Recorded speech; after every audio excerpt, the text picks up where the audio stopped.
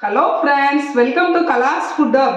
இன்னைக்கு நம்ம சேனல்ல ராகி சேமியா வச்சு இனிப்பும் காரமும் எப்படி செய்யறதுன்னு பார்க்கலாம். ராகி சேமியாவை ஒரு அகலமான பாத்திரத்துல தட்டிக்கலாம். ராகி சேமியால ஒரு சொம்பு தண்ணி ஊத்திக்கலாம்.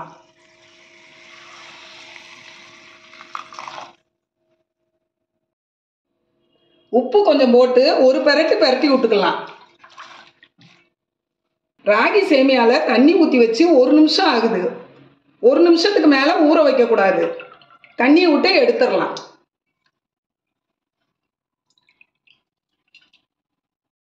ராகி சேமியாவை வடிய வச்சு 5 நிமிஷம் ஆகுது. நல்லா சாஃப்ட் ஆயிடுச்சு. ஒரு வெள்ளை துணியில தட்டிக்கலாம். இட்லி பானையில தண்ணி கொதிச்சுக்கிட்டு இருக்கு. ராகி சேமியாவை இதுல வச்சு மூடி வேக வச்சுக்கலாம்.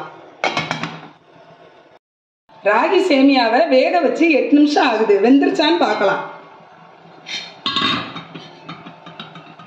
சேமியா நல்லா வெந்துருச்சு. அடுப்பை ஆஃப் பண்ணிடலாம். வேக வச்ச சேமியாவை ஒரு தட்டுக்கு மாத்திக்கலாம். வேக வச்ச ராகி சேமியால பாதியை காரமா செஞ்சுக்கலாம். அடுப்புல ஒரு வடைச்சட்டி வச்சு எண்ணெய் 1 ஸ்பூன் ஊத்திக்கலாம். எண்ணெய் காஞ்சிருச்சு. கடுகு, கடலைப்பருப்பு, உளுந்தம்பருப்பு நல்லா செவக்கட்டும். சீரகம், கருவேப்பிலை, ஒரு பெரிய வெங்காயம் நீளமா கட் பண்ணது,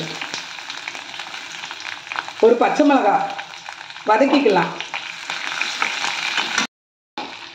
முந்திரி பருப்பு,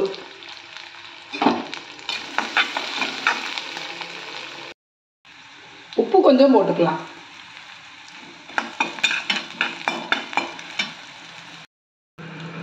வேக வச்ச ராகி சேமியாவை போட்டுக்கலாம். மெதுவா கிளறி கொடுத்துக்கணும். அடுப்பை சிம்ல வச்சு எல்லாத்தையும் நல்லா கலந்து விட்டுக்கலாம். சுவையான ராகி சேமியா ரெடி. அடுப்பை ஆஃப் பண்ணிடலாம். வேக வச்ச பாதி ராகி சேமியா வச்சு இனிப்பு செஞ்சுக்கலாம். தேங்காய் பூ, ஜீனி 3 ஸ்பூன்,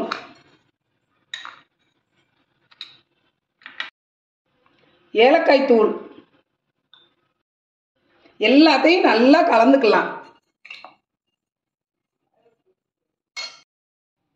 ஜீனி இன்னும் 1 ஸ்பூன் போட்டுக்கலாம். ஜீனிக்கு பதில் நாட்டு சக்கரை வேணாலும் போட்டுக்கலாம். இந்த மாதிரி செஞ்சு கொடுத்தீங்கன்னா குழந்தைங்க விரும்பி சாப்பிடுவாங்க. இதுவரைக்கும் நம்ம சேனலை சப்ஸ்கிரைப் பண்ணாதவங்க சப்ஸ்கிரைப் பண்ணிக்கோங்க.